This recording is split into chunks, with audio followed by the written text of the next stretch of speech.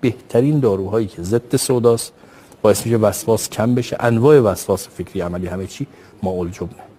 باز رسیدیم به همین ماء الجبنی که واقعا ترکیب خوبیه.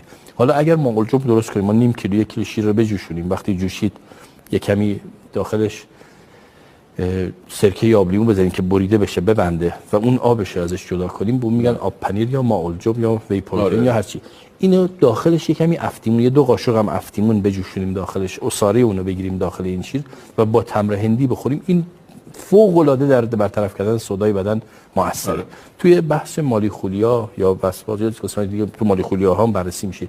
اونجا فکر می‌کنم کتاب اکسیر اعظم یا کتاب 4 جلدی ناتوری ما داریم، محمد اعظم خان تو صفحه 190 تا 192 اشاره کرده به ماء الجبن تو بیماری‌های وسواس‌ها و بیماری مالیخولیاها، اومده در مورد ماء الجبن صحبت می‌کنه و میگه یکی از بهترین درمان‌ها همین ماء الجبن.